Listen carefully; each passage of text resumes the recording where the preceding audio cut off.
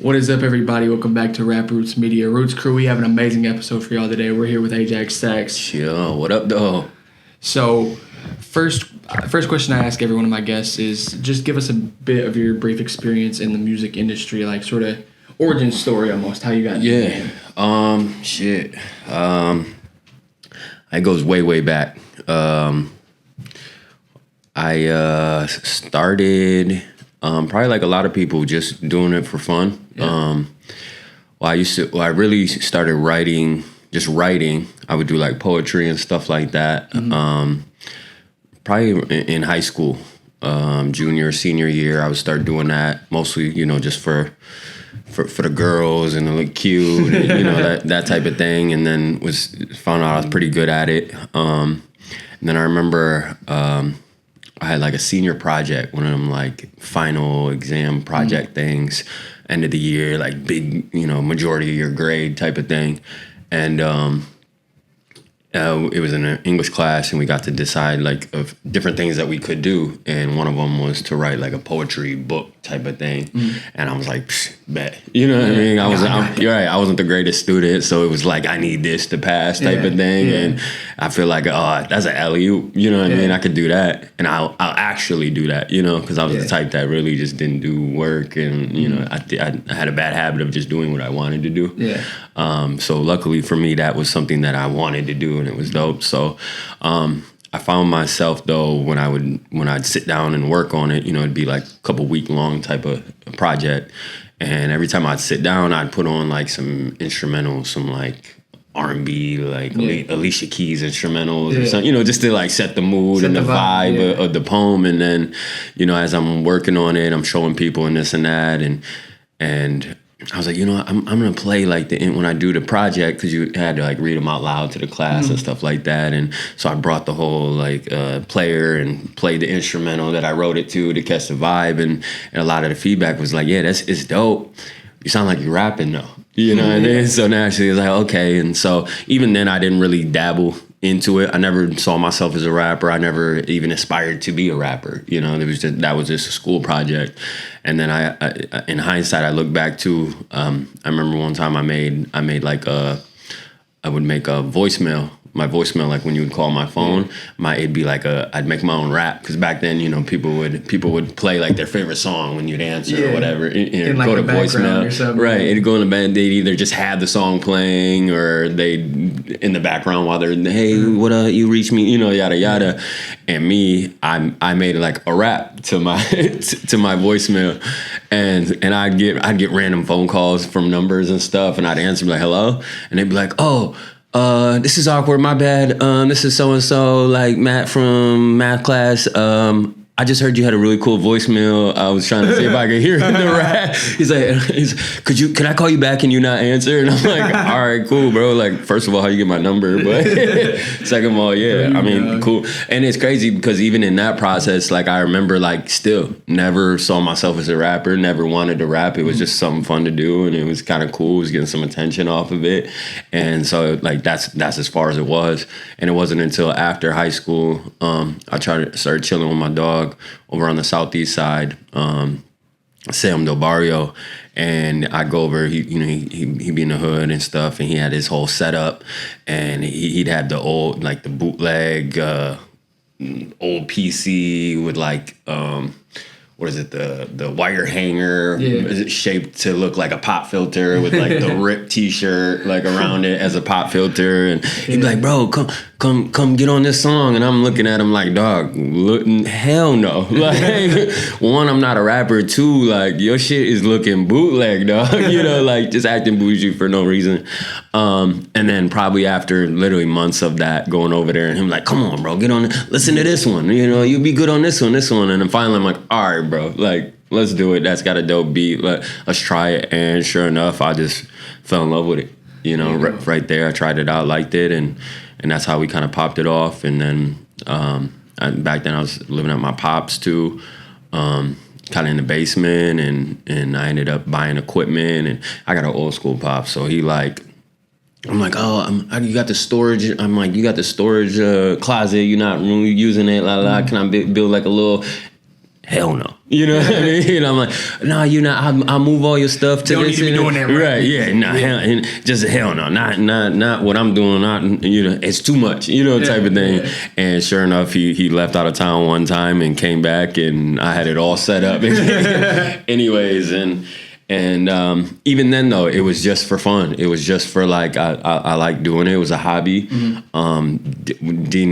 Didn't aspire to be like, oh, I want to be the best rapper. I want to blow up. It was literally like, this is a cool outlet. It's a way for me it's therapeutic. It's a way for me to like get my emotions and feeling. I used to fight a lot.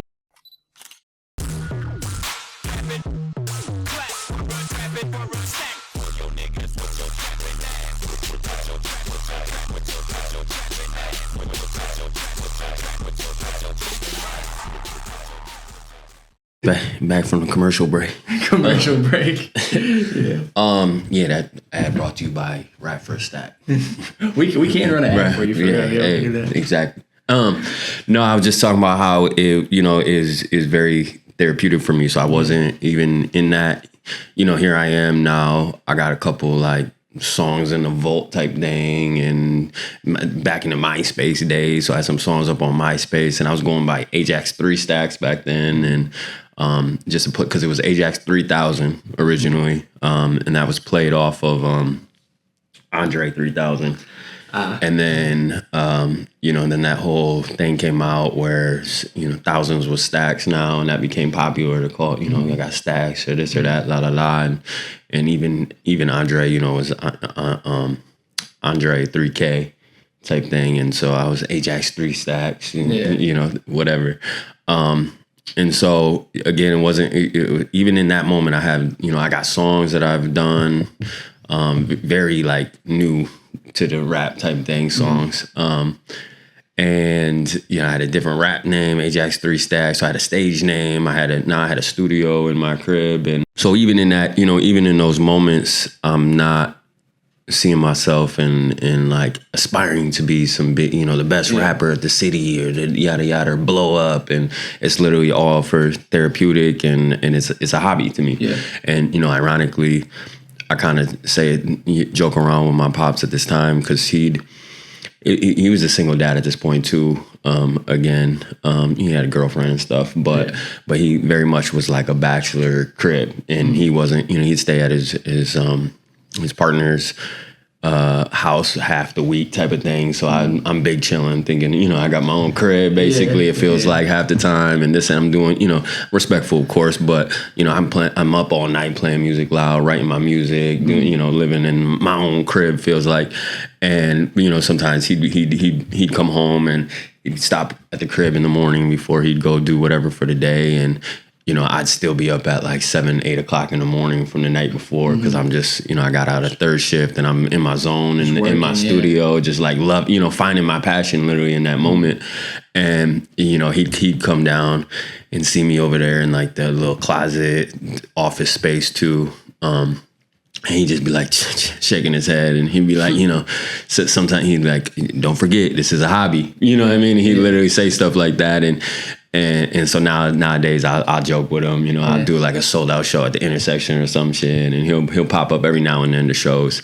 And I'll be like, it's just a hobby, making a career out of it and stuff nowadays. But yeah, so it was that process right there though, that I realized, and it really transformed me into being like, no, this is really a passion of mine. It's something I really like doing. It helps my mental health. It helps me express things. It really, it's benefit that way. And then finally I'm putting stuff out and whatnot, and getting that feedback and getting that reaction from people. And obviously that feels good. And it's like, oh shit, we on to something.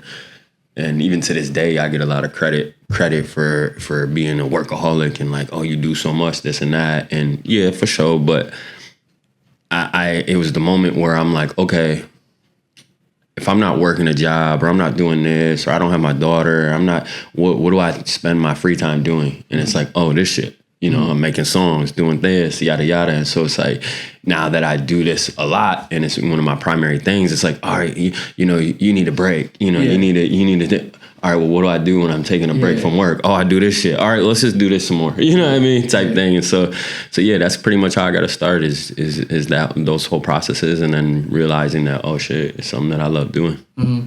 So we talked the Push the City Cypher obviously for a moment. Yeah. And you told me you had a chip on your shoulder and you were ready to knock it off. Oh yeah. Obviously, 12 years into the game, how do you keep that like chip on your shoulder mentality? And are there ever moments where like your creativity just isn't there? Like you said, like it's a real passion for it, but at certain points, it's hard to have the passion when the creativity isn't all there. Maybe something like that's going on.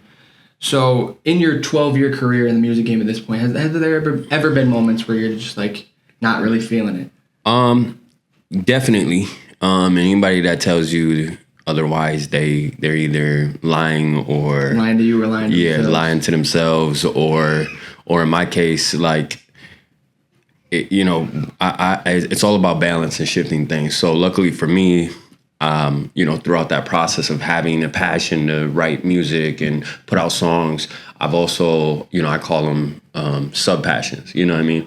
I've found throughout these 12 years and doing all this stuff, there's a lot of things within this that I also love doing, whether it be music video production and write all my own concepts. I usually direct all my videos or co-direct all my videos. I put on these rap contests, and I'm an event producer, and I found that I love producing events for people and myself and for other artists. I love shooting videos, my own videos, and directing other artists' videos and stuff like that. So a lot of that, whenever I feel like, writer's block or whatever, I just know it's usually a sign to shift my energy into something else. So like I got 3 songs that I wrote, and now all of a sudden I got writer's block. Okay, well maybe now it's time to shoot a music video for these songs. Or maybe it's time to throw an event for this or whatever to showcase these songs or do that. And usually in that process, that's where I'll spark more creativity or more things. So full circle, that that chip on my shoulder, and that was a personal experience that I had that put that chip on my shoulder, with one of the artists that was there. And I'm not going to get into all that, but this is the rap game, and especially it's something like the Cypher. There's a lot of egos, there's a lot of personality, competition. There's a lot of personalities, and sometimes those personalities collide or things get misconstrued, and there's no there was no real beef, but it was some words were exchanged in private, and and a lot of times, like I said, that's what this music is for. I used to fight a lot back this and then, but it was a mature moment for me where I got to be like, oh yeah, no, my bad, I apologize, and they still kind of wanted to, talk jazzy or do, feel macho, yada, yada. And I knew, okay, this is the perfect, like, bingo, that's exactly what I needed. Because now I get to write my 16 bars in front of everybody. I get to perform them in front of everybody, get to perform them in front of said person, and they can feel how they need to feel. And we don't have to fight it out. We don't have to link up. We don't have to do dumb shit. It's like, okay, we can rap about it. We can boss up and do what we do best and what we're here for. So that's kind of what I meant by like I had a chip on my shoulder in that moment. Is like, yeah, like I'm ready to deliver these, because I've been holding on to them for a couple months type of thing. So. Gotcha. I like that a lot. So I wanted to sort of shift gears and talk to you about the Soccer Rebellion. Yeah. I noticed you post a lot of their content. You're very involved. I see you got the hat on. Always rapping. Yeah, you rap them. So I wanted to ask just why you feel so connected to the Soccer Rebellion. A lot of reasons. One, shout out to my boy Mike Dublis. He's the creator, founder of Soccer Rebellion, and him and I go back to high school days. We both played on the same soccer teams, and we played soccer together. So, I grew up playing soccer my whole life. Kind of stepped away from it as I got older and just was more for fun. But I used to play like travel leagues and all that. And like I said, had I had better grades and stuff in school, I probably would have played in college and D1 type of athlete with it. But, my life took another route. But it's really cool. That's why I really fuck with the Soccer Rebellion, because not only is it like homie attached, so I feel like I get to support one of my dogs. I call them day nuns. To me, day one is somebody who, depending on what you're talking about, it's like, oh, the start. You were there from the start of my rap shit, but I didn't start rapping until I'm 23, and I got plenty of relationships way before that. And this one, for example, it's like, you were there before even Ajax Stacks was a thing, So those homies, I call my day none homies, from literally ground zero. So not only I feel like I'm supporting and involved in, one of my homies' dreams and his business and making that come alive, it's also other passion that I used to have is playing soccer and everything. So now everything comes full circle. I get to do my rap shit. I get to do my soccer shit, and like all encompassed in one. Yeah. So that's a lot of the reason why I rep the shit for sure. And it's homegrown. It's from here in Grand Rapids, and we travel all over, and we get to represent the city. Awesome. I saw your IG story the other day. You were at Krakow Studios. You talked about this briefly before we started here. I saw Speed Gang was there. Any plans to release anything new with him? Yeah, actually, we got big plans. I don't want to give too many details, and I'm not trying to be one of those rappers that it's exclusive. I can't talk about it. No. Right? I'm not signed to no label or nothing. Everything's independent. So really, I get to decide what the fuck I want to talk about or not talk about. But no, because we do have a big rollout. And we do have big plans that we want to do, but I will say, we were in the studio. We got, I think, 2 songs together right now that are out. Clumsy, which I put together and through him, and then Paya, which is one that he had together and he threw to me. So I threw another one back at him, and we were in the studio getting that together. It's gonna be called Strobe Light. But what we're doing is we're putting together a package of songs, and we're gonna have a real cool, special way of releasing those and delivering those. That's not your traditional Spotify right away or this or that. So we're in the studio cooking, and it's for a bigger scheme of things. So we're gonna try to hit the road eventually here. Awesome. And put together, a tour and really go see the fans, because I know my fans want to see him. I know definitely his fans want to see him, in person from all over the country. So we're going to be putting something together and try to make that happen. Amazing, dude. I'm excited to hear that. Obviously, I've interviewed you both now at this point, so it's real cool. My thing is with this, like, I understand that everybody like has a career, and I just hope like somebody maybe sees this interview and is like, oh, I saw you on Rap Roots Media. It was really cool to get to see a different side of you. Like, I would in no way take credit for anyone's career, but if someone happens to see you from this, and I just think it's an amazing thing that people I've interviewed are going way beyond Grand Rapids. Absolutely. Way beyond. No, and that's big ups to you, for having this type of outlet, and this is something that, I've done interviews here and there, not too many like podcasts or too many like actual sit down, like really dive in deep, because I got stories for days. We could do one of these every Saturday for the rest of the year, honestly, and we'd have enough content to talk about on my end and in the stories and all that type of shit. But so I really appreciate that, and I think it will be and is received that way, like you said. It's like, oh, I didn't even know he was like this, or he did that, or yada type of thing. So I appreciate that for sure. Mm-hmm.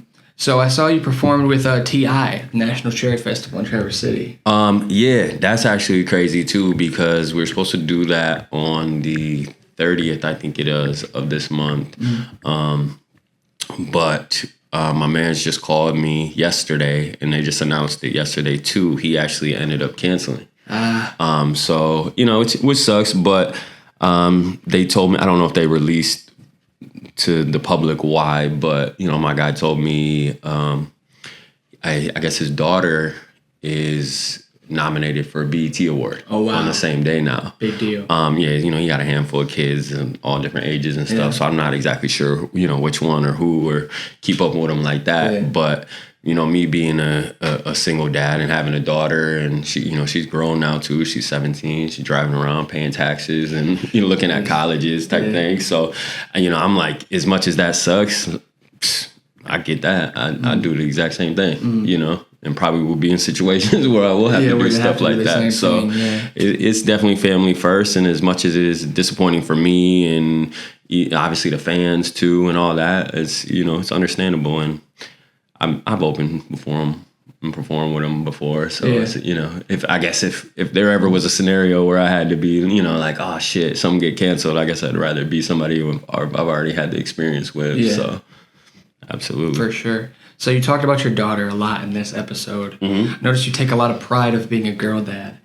Do you have any message for any like expectant fathers or like new fathers on this Father's Day weekend? Obviously, we're shooting this on Father's Day, by the way, like day before Father's Day. So Right. Shout out to the dads. Yeah. Absolutely. I have a great dad, and that's kind of what helped put me in place to do my thing. And so I had my daughter when I was young, 19.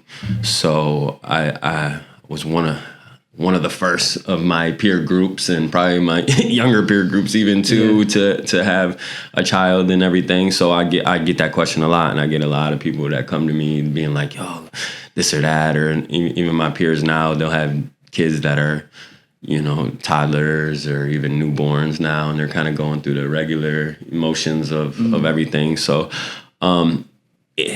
being a girl dad, I mean, everybody, there's that, cliche like, oh, yeah, when he's dating boys and la la la and this and that, and I tell people all the time, it's now that I'm here, and of course that's a thing, and you do feel that way and think that way, but now that I'm here, and I'm at the age now where my daughter dates and she's got a boyfriend and all those type of things. It's like you really look, and and I don't worry about her like that, because I did and do my job raising my child, and that's a reflection. Kids are a reflection of their parents. When they have them in their lives, lucky enough to have them in their lives, and like that. And I think that a lot of times the advice I give is just, do your job, hold it down. Do what you're supposed to do, raise a human with morals and their head on their shoulders, and you'll find out later that it's really not that hard. It's really not stressful like that. I mean, of course, there's moments, and everybody has their own experiences, but as long as it's just like anything else. Whatever you put in, you're going to get out of it, and it's going to come back that way. So, yeah, I take a lot of pride in how raising my daughter, and shout out to her mom too, of course, and she does her part and then some too, and it helps. It takes a village, like they say, the cliche, and that's true. For sure. I just noticed you post a lot about your daughter, and I think that's amazing, because a lot of rappers, like, I don't know, they play the role of like, oh, I'm the hard, tough rapper, like I don't know. It sometimes seems like family comes second, but with you, it really seems like family comes first, and friends, and like. Yeah. It seems like the whole city sort of comes first for you, honestly. Right. Yeah, and that's another thing that I'm passionate about is my city and where I come from, and that whole thing, for sure. So I wanted to ask you, your last full-length album, Stack Rapids 2, The Renaissance, came out 2022. Mm-hmm. Can fans expect any sort of full-length project coming from you in the near future, next year? That's kind of a tough one, because, if you look at my, my catalog, I got, a lot of full-length albums, and those albums have a lot of tracks on them. Because I love making music, I love putting it together, and I was just talking to somebody personally about this stuff recently, and the way music and everything is consumed nowadays, and the attention span of the consumer, and TikTok's, reels, and all this, quick in the moment, then on to the next. It makes it really hard for artists like myself, who find a lot of joy in creating like a big body of work and putting it together, and the transitions, the skits, like that in itself. Like, you have your songs, and your creative process where you make this song, and that song tells a story and this and that. But then there's a bigger picture, and there's a bigger project when you put together albums, and it's like mixing those different stories together, tying them in. My thing, I made music independently for a couple of years, and I loved the transition from song to song, sure. and I thought that was such an interesting. Like, I was like, this song needs to match up right here with this next one. And my engineer got it down, but we were like, then we would hear them back to back, and I'd be like, yo, this is exactly what I wanted. Yep. And that whole process is when you love doing that, it's like nowadays, you try to balance the art with like your marketing and your rollout, whatever. What's going to take my music the furthest? What's going to get it exposed? What's going to, really help my career in that way on the business side? So now, artists like myself, we have to try to find that balance of, okay, it's not smart.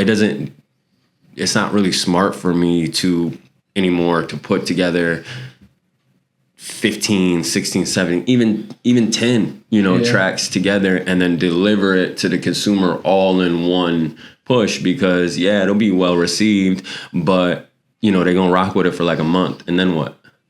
And then what? And I gotta start all over with new 16 songs. Where nowadays it's like, okay, you release a single, you let that rock for a couple weeks, 3 weeks, 4 weeks, a month, and then you drop another single, and you just keep that momentum going. Because nowadays that's what you need. You need consistency. In those in between periods when you're putting out singles, it's also a lot of artists are putting together 5, 6, 7 songs at a time. Yep. So say one of these singles does very well. Oh, that's the lead single of the album. We got it. Like, there it is. And then after the consumer rocks with that for, like you said, 3 weeks, a month, then you drop that single on top of 10 other songs that they like, and then that album draws in some attention. Yep. Some real staying power is the word I was looking for. So to answer your question, I don't really know, because honestly, I have the product and the ability to give a full length project next week. Yeah. But it's just, like I said, it doesn't really do me service to do it like that. So it's something I even struggle with myself, is to stay on that. No, drop it as a single, just keep dropping single songs, do this, build the momentum that way. And then when you feel like it's right to put it all together and maybe re-release it in a sense as a full album with some extra songs or whatnot, you'll know when that is. So I used to be the artist, like I said, that would drop full-length albums, and I would have release dates, and I'd have trailer to this and the rollout and everything, and it's just the music industry don't flow like that no more. So, it is what it is. You got to adapt. I can understand it. Yeah, it's definitely evolving in a different way, which is okay, and I'm sure the pendulum will eventually swing back. Exactly. Things happen as they happen, I wanted to ask, I was just going through your discography as I was coming up with questions. Heartaches and Hangovers, how do you think you've stylistically evolved as an artist, and how do you think you've personally evolved as just a person in this life? Actually, shout out Sango, the boy Sango from Grand Rapids, out here doing huge things in the world. Blown up. He's working with top tier artists and doing his thing. That Heartaches and Hangovers, that's my first album ever that I put together, and every song was produced by him. And even that, and going back to your first question of the inspiration getting started, that was when I was talking about being in that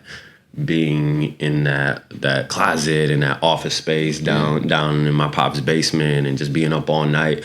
I would say, especially for that first year, I'd say about 80 to 90% of those songs and those instrumentals and those beat productions were all like Sango's off of his beat tapes. And so I have a personal connection with his sound and everything. And it always brings me back whenever I hear him drop some new stuff, and it still has his flavor, of course, and this and that. It brings me back to that inspiration to become a rapper.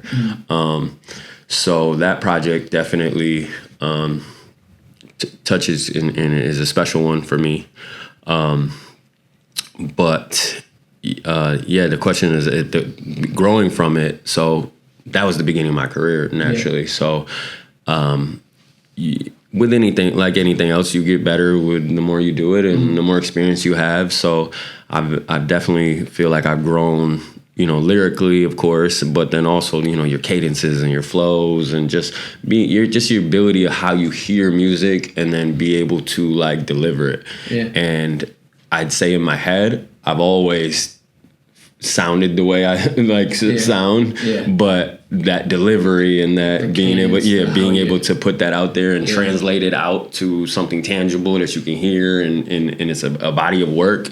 It didn't always translate, and you do the best you can. But like I said, those experiences and learning and growing, and so I think now, and I'm sure, if I'm lucky, that'll just keep happening, and keep growing, and I'll look back 5 years from now and be like, that's a classic, but I sound like this now. I've grown like this. So there's definitely been a lot of growth, I would say, more so in like the cadences and the flow and delivery. I'd agree with that. So I know you rep Grand Rapids heavy. How do you believe the city of Grand Rapids has shaped your either musical sound or just like at you growing up, how did it affect your maybe musical taste? Yeah. Is how I'll word this question. You know, it's interesting because as far as the sound, you know, I don't really know because Grand Rapids, we've never really, and I still like, even to this day, I don't feel like we have a real identified like sound. Like, I don't think there's really any artists where like, you know, I moved to Texas. I lived in Austin for like 4 years. Shout out ATX. I moved to Austin and there wasn't like I wouldn't go and perform in Austin when I first moved down there, and somebody would come to a show, hear me rap, and be like, oh, he must be from Grand Rapids, you know, if they even knew what Grand Rapids was. You know, you go out of the state and you say you're from Michigan. I could have a big ass shirt on, and I probably did most of the time, that says I'm from Grand Rapids, Michigan, and they'd be like, oh, that Detroit rapper or that Detroit, you know what I mean? And, right, and I'd be like, bro, what are you talking about? Like, you know, shout out D-Town, of course, but no, like right now, you know, Detroit sound is so, you know, so recognized, and it's funny when the Detroit sound started to get a lot of steam and picked up globally and whatnot. I'd be throwing my events in Texas, and here I would be hearing these Texas rappers, and all of a sudden a Detroit beat would come on and they'd start flowing and this and that, and I'd be like, bro, where are you from? You know, I'm from Houston. I was born, you know, I'm like, so I'm thinking like, so why do you sound like that? Like, you know, so Grand Rapids, I feel like we don't really have a distinctive flow like that. Now we'll pick up sometimes a lot of that, you know, Detroit east side or east side of the state sound, but I don't think that's ours, you know. There's a difference, and it's cool if you rep it, it's cool if you do it, you know. I feel like we're close enough, and you know, you could be making trips out to Detroit, or you have your people out there, and you're getting your influences that way. So I think that's legit. But as far as Grand Rapids, I don't think we really have a sound. So I don't know if I can say that it's really molded my sound and what I do, and I take a lot of pride in being diverse and versatile in my sounds anyway. So, but just as an artist, for sure, you know, I've always said that Grand Rapids is, I relate it to like the Danger Room. I don't know if people are familiar with like X-Men, and you know, they'd have the facility that they train in and everything was called the Danger Room, and it would like simulate real life things that they would have to deal with in their, you know, their X-Men life and whatnot. And I always related to Grand Rapids. It's kind of like that, where it's a perfect community. It's a perfect thing to like train and to hit open mics, to hit shows. And, you know, moving to Texas, it really, like, I hit the ground running out there because of everything that I've learned and grew here in the city. So I think it's a great place to perfect your skill and then go show it to the world and show it off. And, you know, I think it's growing into a place where you don't even have to leave. You know, to me, that was always the goal for myself. But then also just for the community and other rappers, it's like, I believe we should be in a city, in a community where if you don't want to leave Grand Rapids, you don't want to move to Texas, you don't want to move to Atlanta, Florida, whatever, New York, Chicago, Florida, wherever. Right, you shouldn't have to, you know, and especially with the way the digital, you know, all these outlets and the internet and all this stuff, it's like, that can go, you know, anywhere, but at the same time, realistically, you need tangible opportunities in your community to still be successful, to still fund things. So 100%. So that actually leads into my next question. You said we're growing in terms of like you can hit open mics, you can hit shows. How do you think we become one of those musical hubs within the United States, like a Chicago, Atlanta, New York? How do you think Grand Rapids, or maybe even Grand Rapids and Detroit, become something of that nature?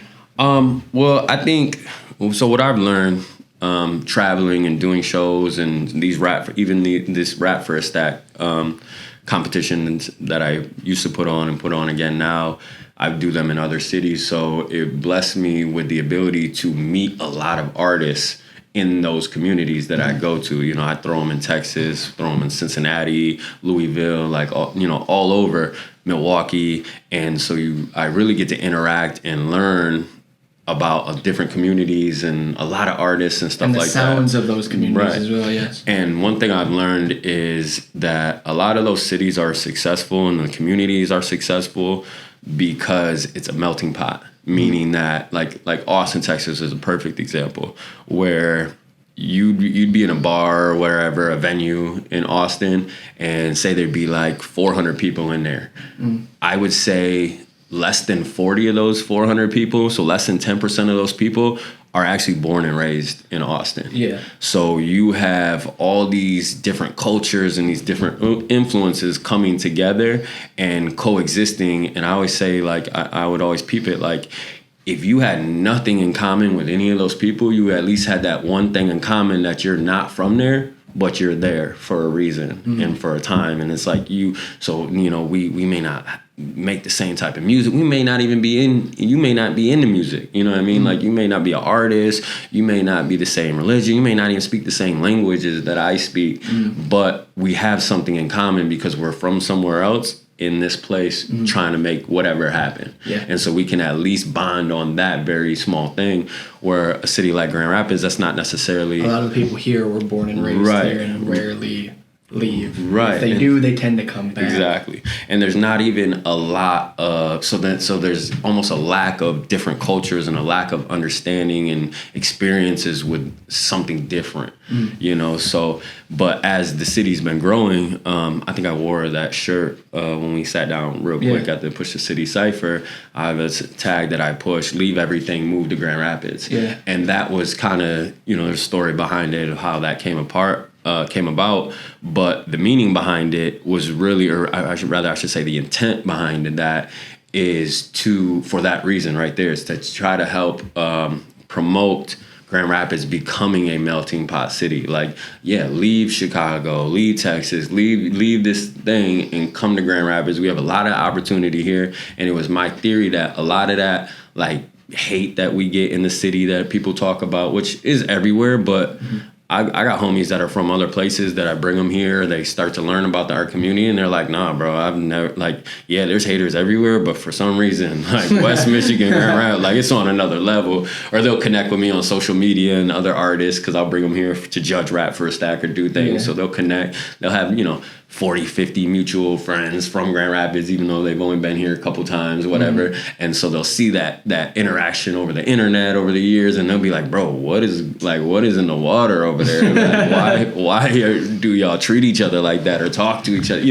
What's going on? So there's definitely something to be said about that mentality here, but that, to me, that's the solution. And I've never been problem oriented. I've been solution oriented. You're not going to hear me sit and cry about, oh, nobody supports this or everybody hating. I'm going to get my hands dirty, and I'm going to do whatever I can with my brand and my name and my opportunities to, like, how can we fix this problem? Because it is a problem. And so I think that's what's been happening too with the city is more people just naturally are moving here, job opportunities, everything going on. The city's growing. And I'm starting to see a lot more cultures being mixed together. We have things like more music venues are coming in town, more things like that. So the more people see, like, the arts, I feel like coming into our city, the more people are sort of attracted to that. Oh yeah. So I think that's a part of the growth as well, is just the budding arts scene as a whole. For sure. Here. So I had a little game that I came up with. Okay. GR Detroit. So I'm going to force you to pick who has the best of whatever. GR. Who has the best of whatever. It's not a game to me. It's just whatever. No. All right, let's get into it. So best restaurants, GR Detroit. Grand Rapids. Give me your favorite restaurant. That's funny because I had this conversation with a cat from Detroit that lives here. Shout out to him too. And we were talking about Yesterdog. I fucking love Yesterdog. It's so good. And so they tried, Detroit's known for their conies and all that type of stuff, and their Detroit style. Like, we don't have a Grand Rapids style hot dog, but Yesterdog is just iconic. And you'll get half people talking about I love it, and you'll get half people talking about, oh, it's just a mushy mess, it's a trash dog. No, dude, and it's I'm so like, good. Dude, it's like it's like you go to here's how I explain it. You go to a ballpark on a hot day. Yep. It's the 8th inning. You have nothing to eat. the only thing they have left is a hot dog. Exactly. Slather everything you can find on there and you eat them, motherfucker. Dude. It's so bro. good. And it's a cultural thing, you know what I mean? Like, it literally, like, name another place you can come in, you can mark up the walls, you know, you got a date or whatever, you're doing a good shirt, you look around, he's got pictures with like Mayweather and Obama and like all these iconic people in there, and it's a lot of people don't know the American Pie movie. I forget what they call it in the movie, but that restaurant is based off of Grand Rapids or Yesterdog, and a lot of that, I think it's called like Esom Falls. That's based off of East Grand Rapids, and like, so there's a lot of like iconic things in that movie because I guess one of the writers is from East Grand Rapids, so they implemented all those little things in there that's influences. So it's just, to me, when you think of restaurants in Grand Rapids, it's stuff like that. So even if it's not like, oh, they got the best food, like if some rando came in and they were critiquing it or whatever, like it might not score the highest, but if you from here, you know here, oh yeah, those are the spots for sure. Yeah, for sure. So best live music venues, GR Detroit. I'm gonna go Grand Rapids. GR. I didn't think that one was gonna go for GR. Favorite venue you've performed? But I'm biased. You know what I mean? I like to ask the question. I even lived out in Royal Oak I know that's not Detroit. Relax. It's a suburb. But I lived in Royal Oak for like a year, so I've been on the east side of the state like that, and gone to the Royal Oak Theater and performed at the Shelter and like all. You know what I mean? So I've been in what's it called, Blue Club, and did some events out there way back in the day.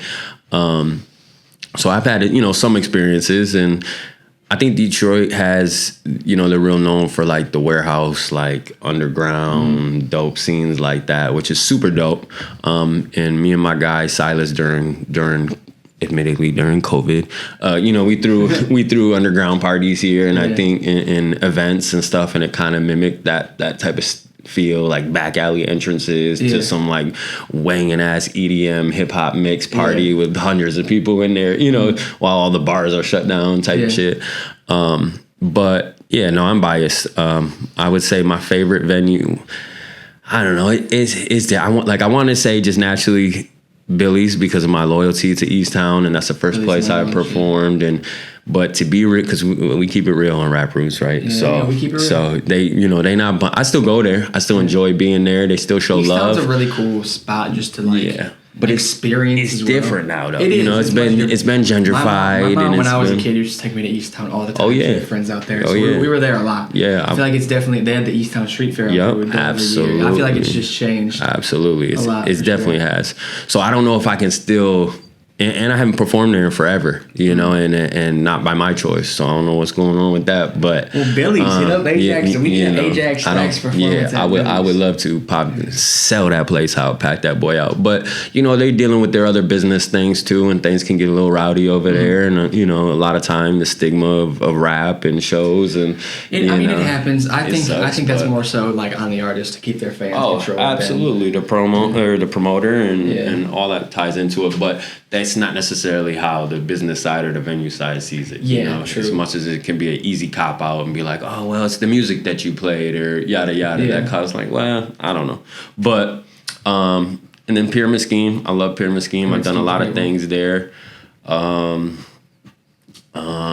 Yeah.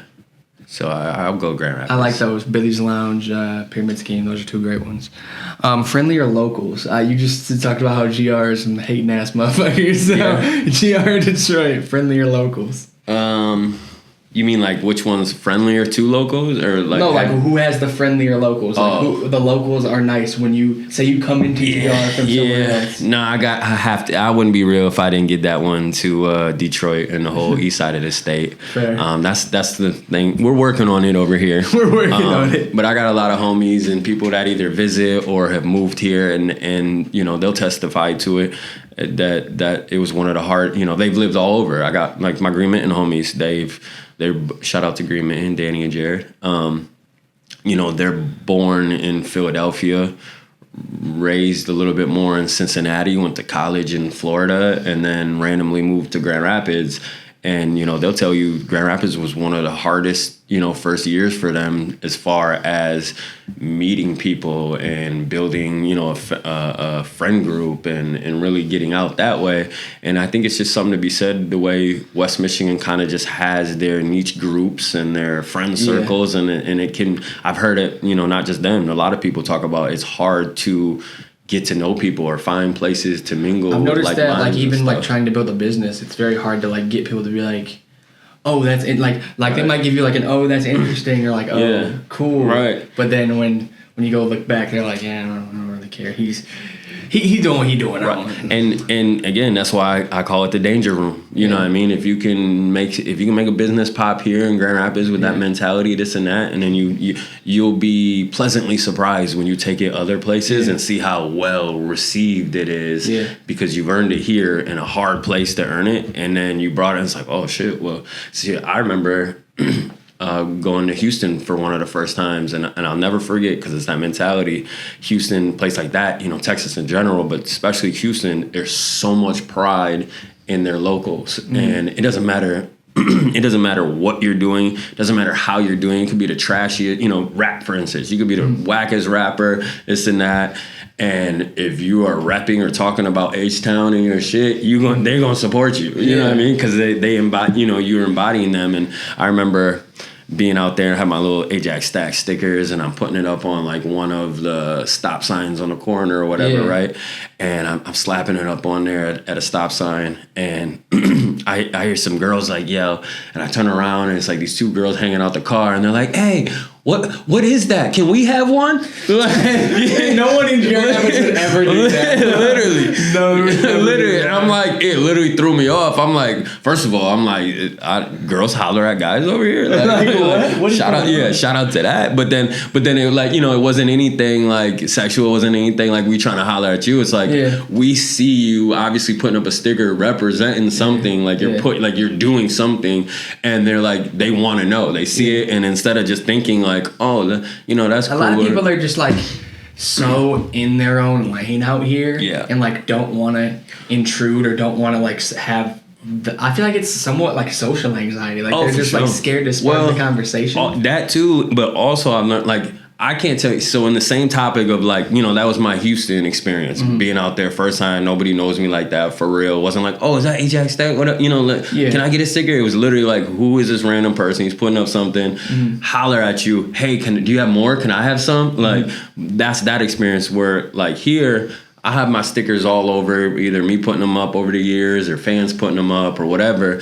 And I'll always get like snaps from people, right? They'll either be driving through a drive-through or see an Ajax Stacks. They'll be at a bar somewhere at a venue and they'll see an Ajax Stacks sticker in the bathroom or something, right? Yeah. And I'll always get a snap. I'll open up my Snapchat and it'll be like a random person, one of friends or family or fans or whatever, and they'll snap me them seeing the sticker, right?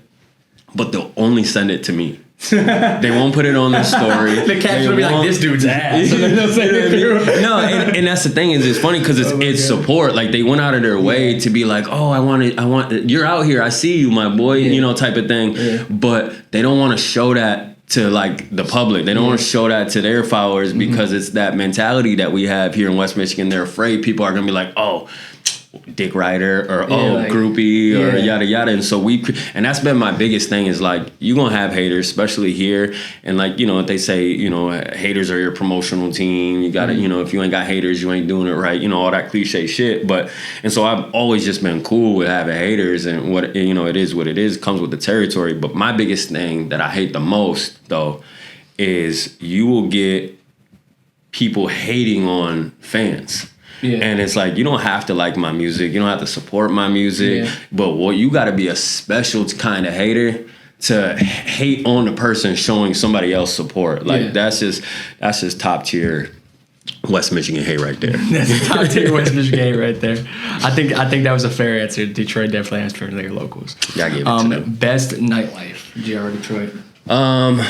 Shoot, I can't front. Might have to go to Detroit too. We're 2-2 right now. It's just a lot. There's just a lot more to do out there. Yeah, understandable. And I came up in an era in Grand Rapids when there was a lot more to do here. Yeah. And I remember being 20 even sometimes, because we'd have some plugs out there where we'd get into the bars 21 and up. Well, first of all, there would be a handful of spots that would be 18 and up. Yeah. We don't have that anymore in Grand Rapids. Like, there's literally I don't know if I can name one outside of like an intersection show or even a pyramid scheme show here and there.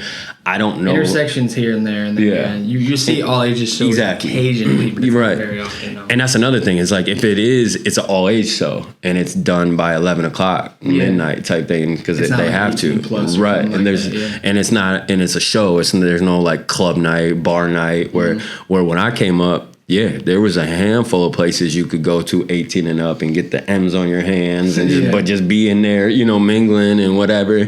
And they don't have that anymore in Grand Rapids. And even on top of that, we don't really have, I remember being 20, 21, 22, whatever, my early 20s, there would be spots throughout the week that you could go to in Grand Rapids and it'd be lines down the block. You know what I mean? And it would literally, like, it'd be a Tuesday over on Bridge Street, and there'd be a line down the street to get into Monty's or whatever on a Tuesday. Yeah. You know what I mean? And that doesn't exist anymore. I went out, I was telling you, I was hungover this morning. We doing this on a Saturday. So I went out on a Friday, and even now, there, it was half empty bars and half empty places, and it can still be fun, and that, but I think that's just a reflection of our nightlife. Just really, we became more of a brewery type of chill, which is fine for me because I'm on my grown man shit. So I'll sip a beer and go on a little date or something. I don't really need to be turned up with the kids these days anymore. But for them though, it's different. So yeah, I gotta say Detroit. Even back then and then you got Canada, you got Windsor right over there too. So that's kind of, it's obviously Canada, but that gets tied. I feel like they get credit. Detroit gets credit for that nightlife over there too. You can go across the bridge and drink at 19 and do all that. We used to do that back in the day too. So I got to keep it real. That's Detroit. They got better nightlife. Fair enough. So this is the last one. All right, it's a tiebreaker. Yes, say you're going on tour. You get one Michigan location. It's easy. Grand Rapids, dog. Grand Rapids. That's we going on tour. We coming home, and that's the last stop. And shit, I might do it twice. I might do it on the way out and on the way back. A month or so later. So yeah, that's definitely Grand Rapids. That was our game. GR Detroit. All right. Grand Rapids. We got it. Yeah. We out, guys. Yeah. RapRootsMedia.com. RapRoots Media on all platforms. Check out the Patreon, comment, subscribe, that great stuff. Like that shit. You want to go promote? I know you got Rap for a Stack. We bringing Rap for a Stack back. It's on and popping. So if you're a rapper, you're an artist, you want to get involved, just look it up. Rap for a Stack. Tell you all about it. Hit me up. We doing a million things. If you're in Grand Rapids like that, we got open mics at Turnstiles every first Thursday. You can get in for free, perform 10 whole minutes. That boy feels like a whole show, so it don't even feel like an open mic. People come out, it's packed out. What else we doing? Make sure you keep up with the Soccer Rebellion. That's just dope. We travel in the country doing that too. So if you're in Chicago, you're in Detroit, you're in Texas, you're in Knoxville, wherever, I book DJs, I book artists to come perform. So we fuse the street soccer culture and the hip hop culture together. So holler at me for that. What else? We just do everything, man. Just holler at me, all right? Just come tap in. Yeah, you got it. We need it. Let's go. We out. Deuces, y'all. Peace. Yeah.